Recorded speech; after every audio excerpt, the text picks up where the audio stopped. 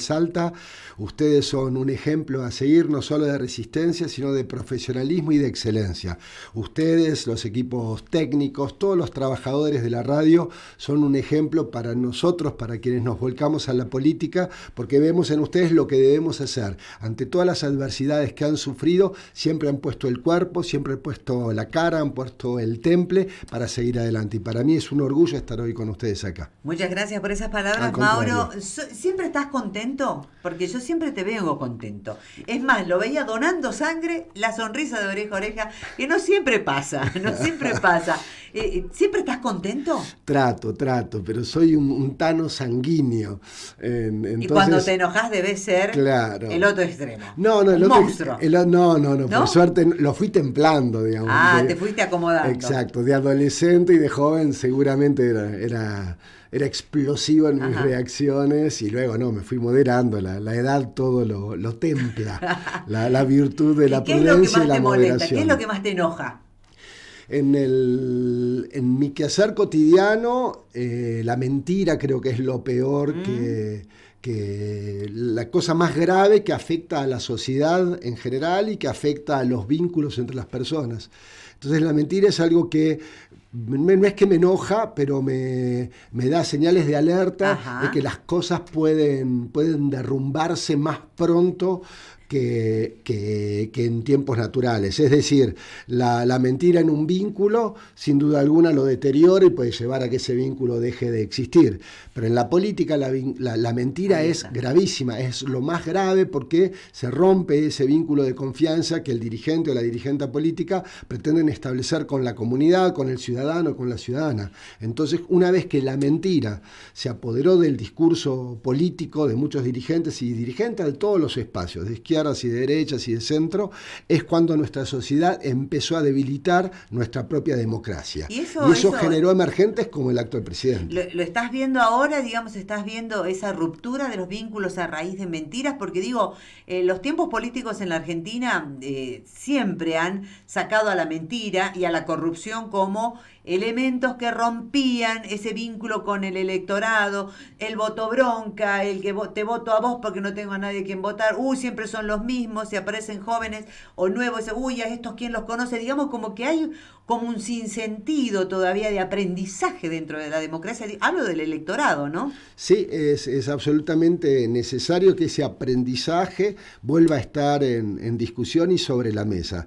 La dirigencia política debe honrar su condición, debe entender nuevamente que la recuperación democrática llegó hace 42 años para quedarse, que esa democracia, esa república, ese Estado de Derecho que tanto le costó a tanta sangre, tantas vidas, tanto terror, tanto horror, es necesario que se cuide y que la dirigencia política lo mantenga vigente y vivo. Las personas que hoy tienen 45 años no tienen ninguna referencia propia de su propia vida respecto de la tragedia del terrorismo de Estado y la dictadura cívico-militar del 76 al 83. Entonces, es muy importante poner en valor la democracia. Para poner en valor la democracia, la dirigencia política tiene que dar debates que no siempre son parte de la agenda de los ciudadanos, pero es absolutamente necesario. El 22 de abril se van a cumplir 40 años del juicio a las juntas. La película 1985 de alguna manera la volvió a poner en valor, pero es importantísimo que se dé un debate y una discusión respecto de qué fue lo que sucedió en ese juicio a las juntas, por qué a los 40 años las fuerzas políticas nos manifestábamos con actos de conmemoración y de debate. Es decir, si nosotros, la mentira es el negacionismo, la mentira es la corrupción, la mentira es el peor de los defectos que puede tener un ser humano, ya sea en su vida privada o en su vida pública. Por eso creemos que tenemos que luchar contra la mentira, aunque suene incluso hasta naif, si se quiere. Pero estamos dando ese debate y por eso salimos con un frente pequeño, con un frente que se llama Salta va con felicidad, y rechazamos con agradecimiento, por supuesto, los ofrecimientos que nos hicieron otros espacios que van desde los interventores del PJ, Sergio Berni y Luchi Alonso, que con mucha generosidad nos convocaron, participamos de una reunión con con ellos y dimos las razones por las cuales no podíamos ser parte de un frente que de manera natural es el que nos debería cobijar y el que deberíamos abrazar. Pero las razones son claras y tienen que ver con esto, con la corrupción moral de la política.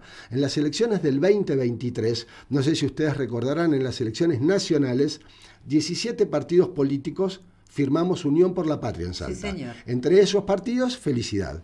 Esos 17 partidos conformaron 3 listas de precandidatos a diputados nacionales.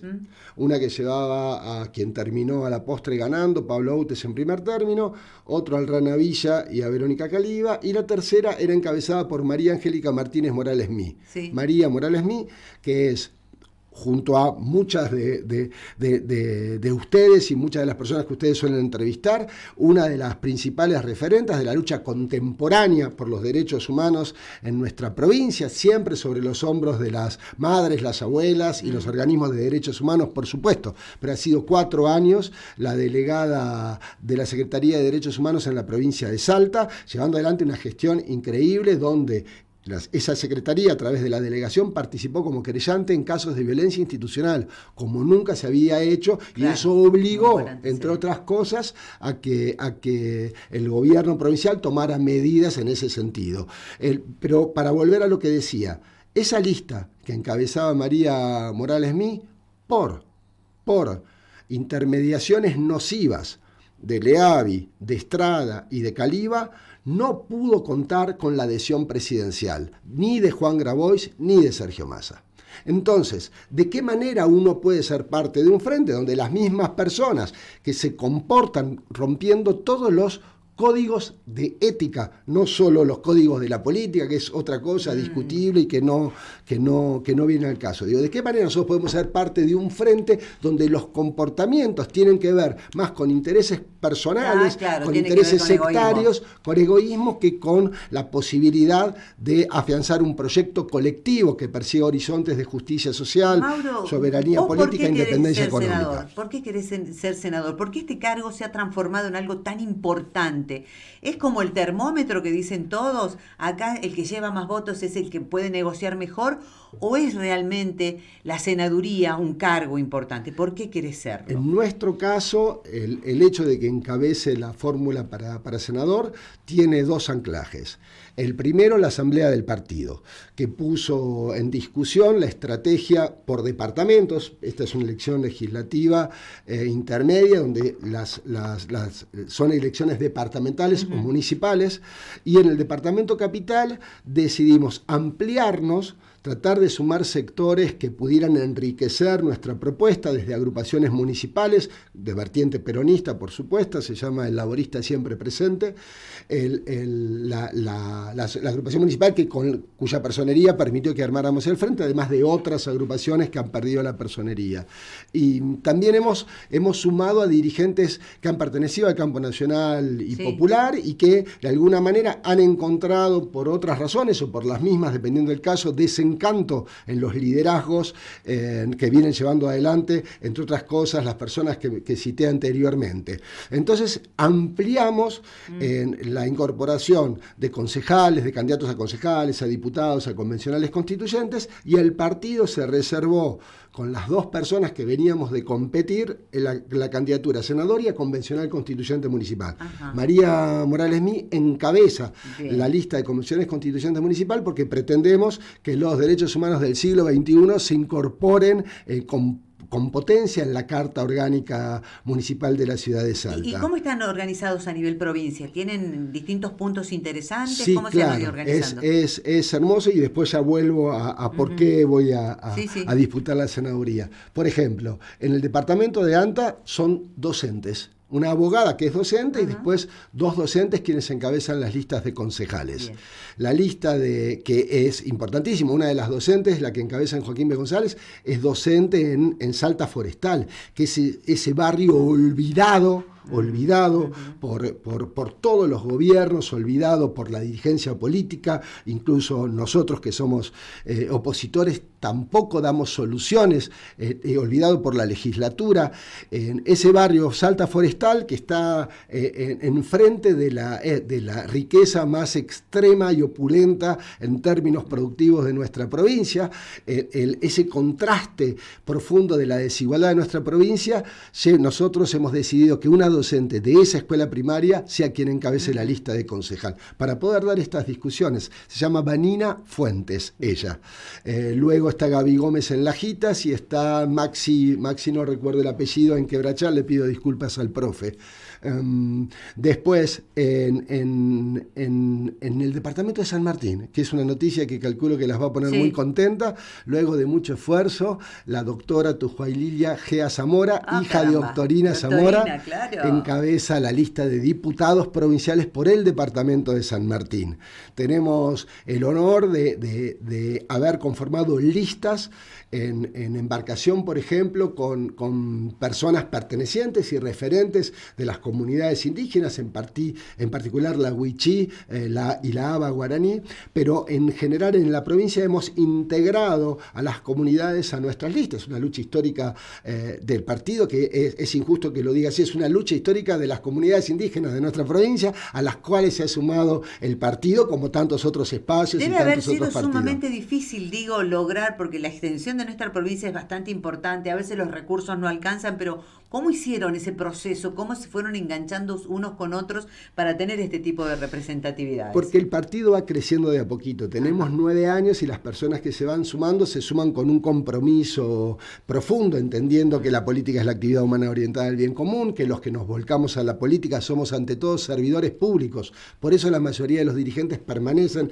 aunque no tengamos recursos, aunque no tengamos posibilidades materiales de ser más competitivos en las elecciones. El caso de Tujay es un caso hermoso, pero cito un ejemplo. El exdirector del hospital de Mosconi terminó aceptando la candidatura en primer término para concejal en Mosconi. Hemos logrado conformar listas hermosas y potentes. En Cafayate, Sacha Aro Gali encabeza diputados, que es productor orgánico de vinos, de una trayectoria muy vasta en la militancia ambiental. Él encabeza diputado, y Luis Liendro, que es un trabajador incansable. Son esos vecinos comprometidos que sueñan con solucionar primero los problemas del club, del centro vecinal, del barrio y de su pueblo. Claro, Luis Liendro encabeza la senaduría. Están con los pies en el plato, están ahí, están sabiendo qué es lo que pasa. Y ese senador que quiere ser Mauro Sabadini, ¿qué proyecto, qué sueño lo desvela? El primer punto que tenemos en toda la provincia es fortalecer la democracia. En tiempos de avasallamiento de las instituciones, avasallamiento de la República, avasallamiento de los poderes del Estado, corrupción moral de la dirigencia, el desafío es fortalecer nuestra democracia. La primera de las medidas que vamos a impulsar es la derogación del artículo número 15 de la Ley 6.444, que es la que establece el piso del 5% para ser elegible, para acceder a los cargos legislativos. Doy un ejemplo concreto, y me olvidaba nuevamente de citar a los compañeros de Orán, un periodista de vasta trayectoria, Kuki Sigarán, un colega de ustedes, que es quien encabeza la lista de diputados, el de San Ramón de la Nueva Orán, y con hermosas listas de concejales, en particular la que encabeza Julio Jaime también allí en Orán. Pero el Consejo Deliberante de Orán es el ejemplo que va a demostrar por qué tenemos que defender la democracia en esta elección y por qué tenemos que dar debates legislativos y no respecto de los ejecutivos municipales, provinciales o nacionales. Son 12 las bancas del Consejo Deliberante de Orán. Sí. En la elección del 2023, solo 2 fuerzas lograron superar el 5% y por lo tanto quedaron con 6 concejales cada una. 2 fuerzas políticas tienen el 100% de los concejales de Orán. Entre esas 2 fuerzas políticas obtuvieron el 14% de los votos. El 86% de los votos no tuvieron un correlato en el Consejo Deliberante. ¿Se entiende? 86 de cada 100 personas que votaron en Orán no tienen representado su voto en ningún concejal ni en ninguna concejala, si se me permite. Entonces, ¿cómo podemos pretender que los oranenses crean en el Consejo Deliberante, en sus instituciones, en sus autoridades, en la democracia, en sus representantes? Esto es un error que arrastramos desde la década del 80, que cuando, si se quiere, el gobierno nacional impulsa políticas a favor de democratizar nuestra democracia, queda un poco lavado este problema porque vivimos nuestra vida cotidiana democráticamente en términos políticos, ¿no? Pero cuando se vive en tiempos de antipolítica, esto es gravísimo. Porque si el 86% de los oranenses, como estoy diciendo, no ve representado su voto, claro. Digamos, ¿cómo puede creer en nosotros, en los políticos? Aparece la casta acá, digamos. Milei lo único que aportó a la discusión política fue el concepto de casta, que no es de él, es de colegas de ustedes, dos periodistas italianos, Gianantonio Stella y Sergio Rizzo, que en 2007 escribieron un libro denunciando los privilegios de la dirigencia política italiana en un famoso bestseller que se llama La Casta. A partir de ese libro después surge el Movimiento 5 Estrellas, que es un movimiento de indignación de la antipolítica en rechazo a la dirigencia política italiana, que 10 años después gobernó Italia. Ahora, La Casta es eso. Milei lo que hizo fue aportarlo al debate político. Claro. ¿Cómo no van a pensar los votantes, los salteños y las salteñas, que la dirigencia política en general no pertenecemos a una casta si su voto, que es el elemento más sagrado de nuestra democracia, no tiene valor? Entonces, el Partido Felicidad, el Frente Salta va con Felicidad. En los 10 departamentos donde tenemos candidatos a senadora, diputados, concejales y convencionales, constituyentes municipales, vamos a dar este debate central, determinante, para que la distribución luego sea por sistema DONT, que ya está contemplado en nuestra legislación. Mauro, ¿cómo se los identifica a ustedes en las boletas? ¿Ya tienen alguna elección en particular? ¿Cómo los nombres? Contale un poquito a la gente para que se ubique en el sentido de si están identificados con tu propuesta. El Frente Salta va con Felicidad, tiene un loguito que combina los colores de la bandera de Salta con el naranja tradicional de nuestro partido, y lo van a encontrar con ese nombre, Salta va con Felicidad, en la pantalla cuando esté diseñada, que todavía no está. Y como decía, en Capital tenemos la senaduría, la encabezo yo, que es fácil, para quienes nos están escuchando, voy a ser un sujeto semicalvo, con gafas negras, bigote y una chiva larga, o sea que mi rostro es de fácil identificación. La manera más simple de aportar a estas ideas es poniendo lista completa y tocando mi rostro, y ahí en Capital se votarán todas nuestras listas. Pero lo más importante es el logo del frente, porque en cada departamento es distinto quien encabeza. Okay.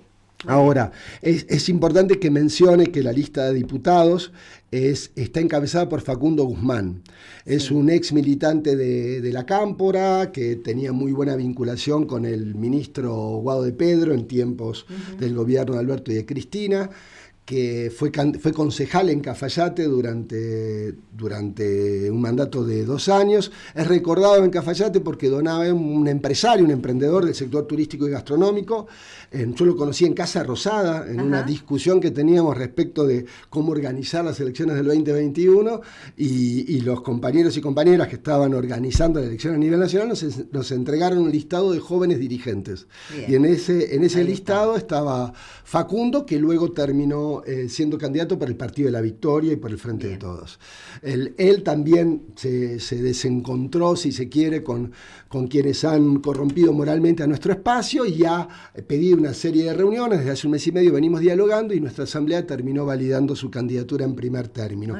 Creemos que es una manera de oxigenar también la Cámara de Diputados, la que va a llevar Facundo a la legislatura. Tenemos plena confianza de que va a acceder él a un escaño y por lo tanto va a llevar consigo los convencionales constituyentes municipales que lidera María Morales Mí y las listas de concejales que encabeza una Mauricio Yaniuk y otra el doctor Ruiz Matei, Federico Ruiz Matei encabeza la otra. Y por último, en San Lorenzo, para cerrar el mapa de la capital, encabeza Pipo Reinaga. Pipo Reinaga es un joven político que quedó manchado y ensuciado en la famosa causa del IFE. Hace 6 meses fue sobreseído y declarado libre de culpa y cargo. Entonces, nos pareció que el Pipo Reinaga siempre fue afín a nuestro espacio, pero nunca se integró. Ahora decidió integrarse y lidera la lista de concejales en el municipio de San Lorenzo, porque es importante cuando una persona es inocente, después de haber sufrido naturalmente el escarnio que han sufrido todos los que se han visto involucrados en esa causa, algunos con razón y otros sin razón. En el caso de Pipo, caso, con su inocencia ya probada y con sentencia firme de la justicia, va a volver a mirar a los ojos de los sanlorenseños y sanlorenseñas, como siempre lo ha hecho, para regresar al Consejo Deliberante. Mauro Sabadini, mira, ese justo con el top, ya nos vamos, te agradecemos tanto que hayas venido por acá y les deseamos éxito. No va a ser la última vez que van a venir a contarnos cosas. Esta casa es la casa de ustedes, así que cuando quieran se vienen a tomar unos mates. Muchísimas gracias, y esta casa es la casa mejor cuidada de la radiofonía de nuestra provincia. Gracias a ustedes. Mauro Sabadini, candidato a senador provincial por Salta, va con felicidad.